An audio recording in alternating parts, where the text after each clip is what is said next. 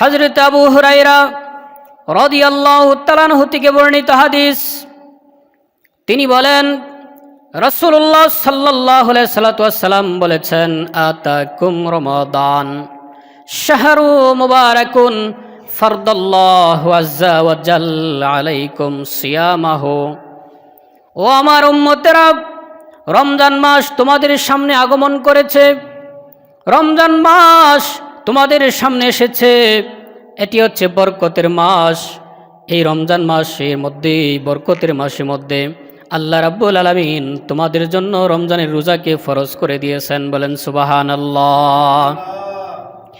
তুফতাহু ফিহি আবওয়াবুস সামা, আর আকাশের সমস্ত রহমতের দরজাকে আল্লাহ রাব্বুল আলামিন রমজান আসার সাথে সাথে খুলে দেন। প্রত্যেকটা রহমতের দরজা খুলে দেন। বলেন সুবহানাল্লাহ। ওয়া তুগলাকু ফিহি আবওয়াবুল জাহিম, আর জাহান্নামের যত দরজা আছে, জাহান্নামের সমস্ত দরজাগুলোকে রমজান আসার সাথে সাথে আল্লাহ রাব্বুল আলামিন বন্ধ করে দেন। বলেন সুবহানাল্লাহ। ওয়া তুগলাকু ফিহি মারাদাতুশ শায়াতিন, আর আল্লাহ রাব্বুল আলামিনের হাবিব বলেন রমজান আসার সাথে সাথে সমস্ত শয়তানদেরকে শৃঙ্খলিত করা হয়, বন্দী করে রাখা হয়, তাদেরকে বন্দী করে রাখা হয়, শৃঙ্খলিত করে রাখা হয়। আল্লাহ রাব্বুল আলামিনের হাবিব বলেন লিল্লাহি ফিহি লাইলাতুন খায়রুম মিন আলফি শাহর, এই রমজানের ভিতরে এমন একটি রাত রয়েছে যে রাতটা হচ্ছে 1000 মাস থেকে উত্তম। বলেন সুবহানাল্লাহ। এই জন্য এই মাসের গুরুত্ব এবং মাহাত্ম্য বর্ণনা করার পরে নবীজি বলেন, যেই ব্যক্তি এই রমজান মাস থেকে বঞ্চিত হলো, রমজান মাসের বরকত, রহমত, বরকত, মাগফিরাত, নাজাত, এই সমস্ত কিছু থেকে যারা বঞ্চিত হলো, নিজেকে বঞ্চিত করলো, নবীজি বলেন সে যেন সমস্ত কিছু থেকেই বঞ্চিত হয়ে গেল। এই জন্য আমাদের উচিত এই রমজানের মাহাত্ম্য বুঝে, গুরুত্ব বুঝে রমজানের প্রত্যেকটি রোজা হক আদায় করে আমাদেরকে আদায় করা দরকার আছে না নাই?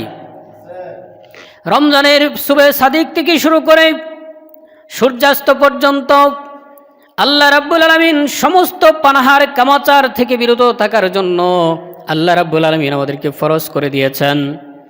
এই রমজানের ভিতরে রমজানের হক আদায় করার জন্য, রোজাটাকে ঠিক মতো রাখার জন্য, এই রোজা যেই কাজগুলো করলে রোজা ভঙ্গ হয়ে যায়, ওই সমস্ত কাজগুলো থেকে আমাদেরকে বিরত থাকতে হবে। যেই সমস্ত কাজ করলে রোজার সওয়াব কমে যায়, ওই সমস্ত কাজগুলো থেকে আমাদেরকে বিরত থাকতে হবে। যেই সমস্ত কাজগুলো করলে পরে রোজা মাকরুহ হয়ে যায়, ওই সমস্ত কাজগুলো আমাদেরকে বিরত থাকতে হবে। পর্যায়ক্রমে ইনশাআল্লাহ আমরা আস্তে আস্তে আলোচনা করব। এই রমজান মাস আল্লাহ রাব্বুল আলামিন তার কালামে হাকিমে সূরাতুল বাকারার 183 নম্বর আয়াতে বলেন, ইয়া আইয়ুহাল্লাযীনা আমানু কুতিবা আলাইকুমুস সিয়ামু কামা কুতিবা আলাল্লাযীনা মিন ক্বাবলিকুম লাআল্লাকুম তাত্তাকুন। আল্লাহ পাক বলেন, ও ঈমানদারেরা, ও ঈমানওয়ালারা, তোমরা যারা ঈমানের দাবি করো, তোমাদের উপর 1 মাস সিয়াম সাধনা করা, রমজানের রোজাকে তোমাদের জন্য ফরজ করে দেওয়া হয়েছে, যেমন এভাবে তোমাদের পূর্ববর্তীদের উপরও রোজা ফরজ করা হয়েছিল। লাআল্লাকুম তাত্তাকুন, এই রমজান 1 মাস তোমাদেরকে কষ্ট দেওয়ার মানে হচ্ছে 1 মাস তোমাদেরকে 1 মাস রোজা রাখার উদ্দেশ্য হচ্ছে লাআল্লাকুম তাত্তাকুন, যাতে করে তোমরা পরহেজগার হতে পারো, তাকওয়াবান হতে পারো, আল্লাহওয়ালা হতে পারো। বলেন সুবহানাল্লাহ। এই জন্য সুস্থ সবল নারী পুরুষ, বালক বালিকা, প্রাপ্তবয়স্ক সকলের জন্য এই রমজান মাসে রোজা রাখা কি ফরজ। আমার কাছে আজকে একজনে ফোন করছে, যে নতুন বিবাহ করেছে রমজানের 4-5 দিন আগে, ওই বাড়ির মহিলারা নাকি বলতেছে যে নতুন নতুন বিয়ে করছে তো রোজা রাখা না রাখলেও চলবে। বলেন নাউজুবিল্লাহ। দেখেন কি কথা বলে, কি ধারণা মানুষের, যে নতুন বিবাহ করেছে এই জন্য রমজানের রোজা না রাখলেও চলবে। নিজে মন গড়া মতো ফতোয়া দিয়ে দিছে। আশ্চর্যের কথা, যে নতুন বিবাহ করেছে সে তো প্রাপ্ত যুবক এবং যুবতী, বরং তাদের আরো বেশি করে রোজা রেখে আল্লাহর শুকরিয়া আদায় করা দরকার যে আল্লাহ পাক আমাদের দাম্পত্য জীবনের শুরুতে আমরা একটা রোজা পেয়েছি। কি বলেন? আরো বেশি করে শুকরিয়া আদায় করা দরকার ছিল। উল্টা তারা ফতোয়া মারে যে রমজানের রোজা, এই বিবাহ অবস্থায় রোজা না রাখলেও চলবে। বলেন নাউজুবিল্লাহ। মন গড়া উল্টা পাল্টা মাসালা দিয়ে নিজেকে গুনাহের কাজে লিপ্ত করলে চলবে না। একটা রোজা যদি কেউ ইচ্ছাকৃতভাবে ভঙ্গ করে তাকে একাধারে 60টা রোজা রাখতে হবে। কয়টা রোজা? 60। একটা রোজার কি গুরুত্ব! আপনি রোজা কাজা করতেছেন, 60টা রোজা রাখতেছেন, রাখতে গিয়া 59 রাখার মাথায় আপনি 59 নম্বর রোজা ভেঙে ফেলেছেন, আপনার পিছনের সব শেষ। আবার নতুন করে আপনাকে 60টা আদায় করতে হবে। তাহলে কত কঠিন! আর এটাকে সহজ কথা বলে পার পেয়ে যেতে চাই। বলেন নাউজুবিল্লাহ।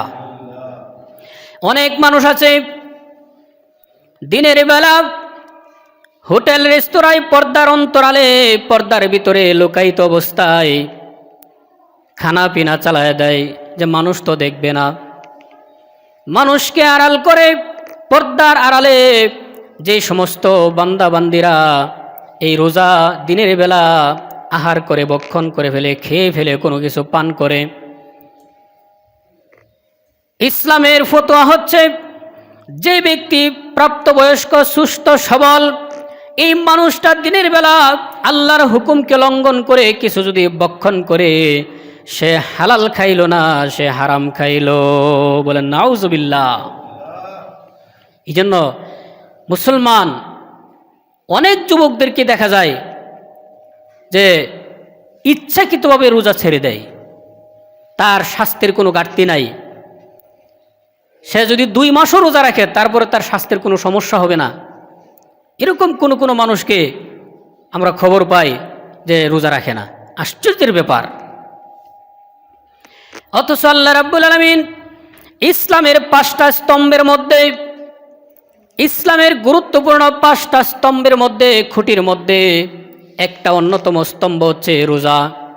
আল্লাহর নবী সাল্লাল্লাহু আলাইহি সাল্লাম, হযরত ওমর ইবনে ওমর রাদিয়াল্লাহু তাআলা থেকে বর্ণিত হাদিস, নবীজি বলেন, বুনিয়াল ইসলাম ওয়ালা খামসিন শাহাদাতি আল্লাহ ইলাহা ইল্লাল্লাহ ওয়া আন্না মুহাম্মাদুর রাসূলুল্লাহ। ইসলামকে 5টি ভিত্তির উপর স্থাপন করা হয়েছে, 5টি খুঁটির উপরে ইসলাম স্থাপিত হয়েছে, ভিত্তি স্থাপিত হয়েছে। 1 নম্বর হচ্ছে এই কথার সাক্ষ্য দেওয়া যে আল্লাহ ছাড়া কোনো মাবুদ নাই, আল্লাহ ছাড়া কোনো ইলাহ নাই। আর এই কথার সাক্ষ্য দেওয়া নবী মুহাম্মদুর রাসূলুল্লাহ সাল্লাল্লাহু আলাইহি সাল্লাম আল্লাহর বান্দা এবং রাসূল। 1 নম্বর খুঁটি ইসলামের, ইমানের 1 নম্বর স্তম্ভ। 2 নম্বর হচ্ছে ওয়া ইকামিস সালাহ। ইমান আনার পরে 2 নম্বর ভিত্তি, 2 নম্বর খুঁটি হচ্ছে, ফিলার হচ্ছে নামাজ কায়েম করা, সালাত কায়েম করা। 3 নম্বর হচ্ছে ওয়া ইতাইজ যাকাত। নবীজি বলেন 3 নম্বরে যাকাত আদায় করা।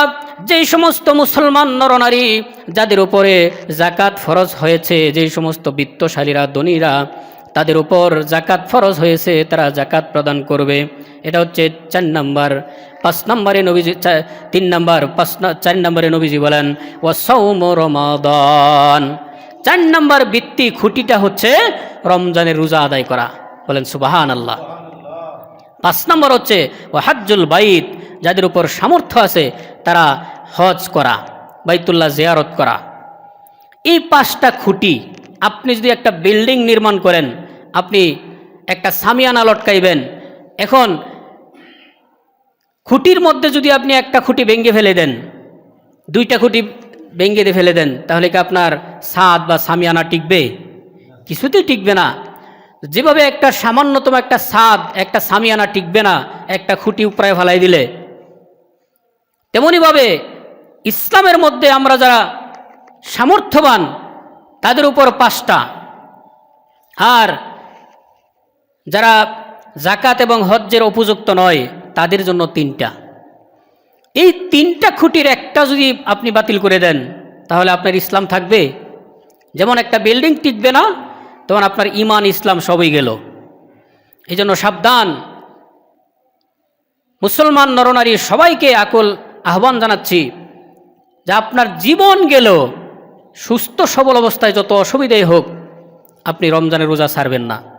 তবে হ্যাঁ, আল্লাহ রাব্বুল আলামিন আমাকে আপনাকে সুযোগ করে দিয়েছেন, فمن كان منكم مريضا أو على سفر فعدة من أيام أخر।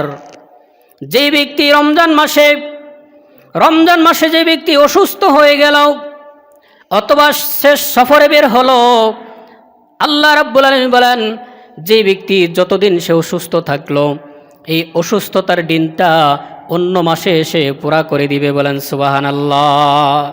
সুযোগ আছে না নাই? ইচ্ছাকৃতভাবে ভাঙ্গা দরকার আছে? আল্লাহ আপনাকে সুযোগই দিয়ে দিছে। যদি আপনি বেশি অসুস্থ হয়ে যান, ডাক্তার যদি বলে আপনাকে ওষুধ সেবন করতে হবে, না হলে আপনার প্রাণ নাশের সম্ভাবনা আছে, ডাক্তার যদি বলে, অভিজ্ঞ ডাক্তার যদি বলে আপনাকে খাইতেই হবে, পান করতে হবে, না হয় আপনার জীবন সমস্যা হয়ে যাবে, তখন আপনি যতদিন অসুস্থ থাকবেন আপনাকে অতদিন রোজা ভঙ্গ করার অনুমতি দিয়েছেন কে? আল্লাহ পাক অনুমতি দিয়েছেন। পরবর্তীতে 11 মাসের ভিতরে যে কোনো দিন আপনি 5টা রোজা ভাঙলে ওই 5টা রোজা শুধু আপনি কাজা আদায় করবেন। আর আমাদের সম্মানিতা মা ও বোনেরা, আপনাদেরকে বলছি, আপনাদের প্রতি মাসে একটা অসুস্থতা আসে, যতদিন আপনি অসুস্থ থাকবেন ততদিন আপনি রোজা থেকে মুক্ত থাকবেন, রোজা আপনাকে রাখতে হবে না। ওই পিরিয়ড যখন চলে যাবে, কারো 3 দিন, কারো 5 দিন, কারো 7 দিন, যার যতদিন লাগে ওই অসুস্থকালীন সময়টা আপনি রোজা থেকে আল্লাহ পাক আপনাকে মওকুফ করে দিয়েছেন, মাফ করে দিয়েছেন। এই রোজা আপনি পরবর্তী মাসে আপনি কাজা করেই ফেলবে। আর নামাজ তো একবারই মাফ। বলেন সুবহানাল্লাহ। আল্লাহ পাক বান্দাবান্দির উপর দয়া করছেন কি করছেন না? মহিলারা, আমাদের মা বোনেরা যেই প্রতি মাসে যে অসুস্থ থাকে এই সময়ে নামাজ একবারে মাফ। আর যেহেতু বছরে একবার রোজা আসে, এই রমজানের রোজাটা তারা রোজা পালন করবে না, বরং অন্য মাসে তা কাজা আদায় করলেই চলবে। এই জন্য এই রমজানের মাহাত্ম্য বর্ণনা করতে গিয়ে নবীজি বলেন, মান সামা রমাদান ঈমানাও ওয়া ইহতিসাবান গুফিরা লাহু মা তাকদ্দামা মিন যামবি।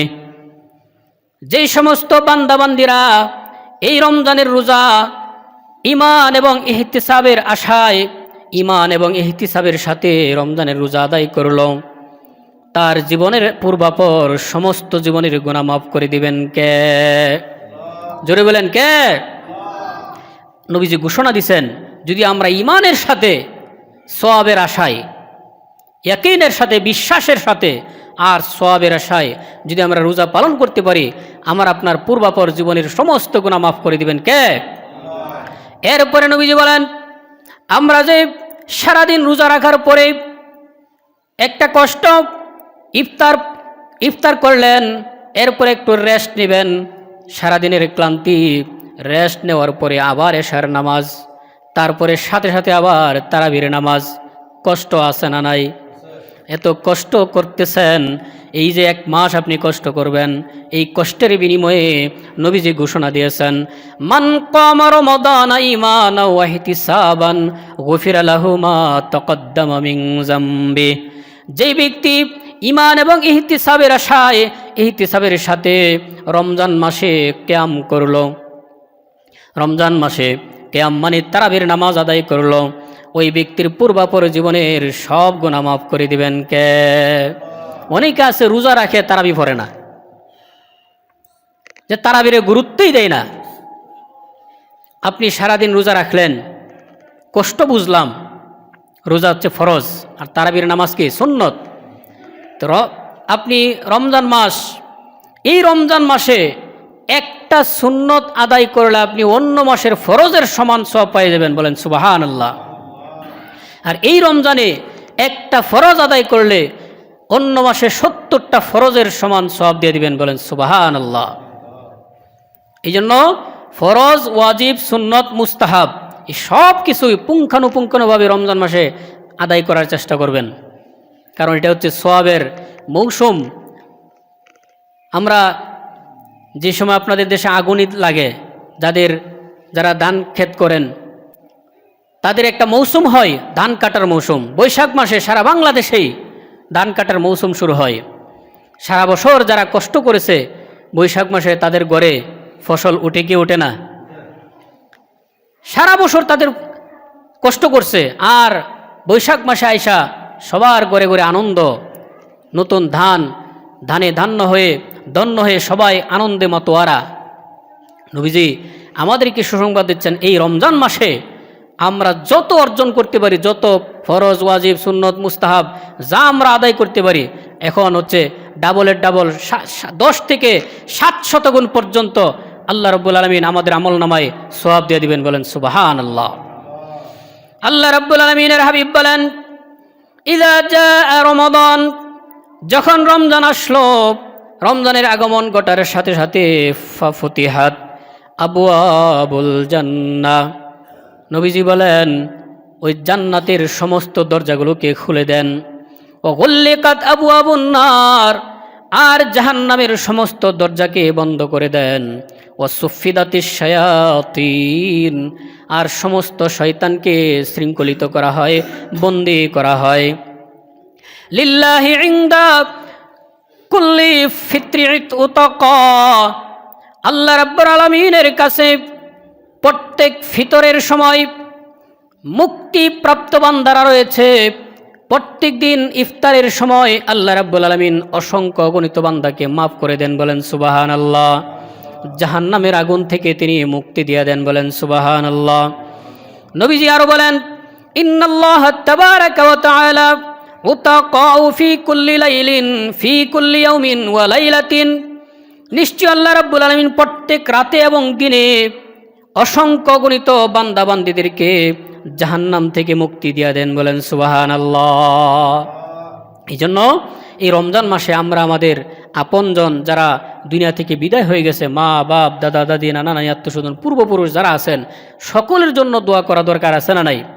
বেশি করে দোয়া করব, যাতে আল্লাহ পাক এই রমজানের উসিলায় আমাদের সমস্ত মর্দেগান্তি মাফ করে দেন, বলেন আমিন।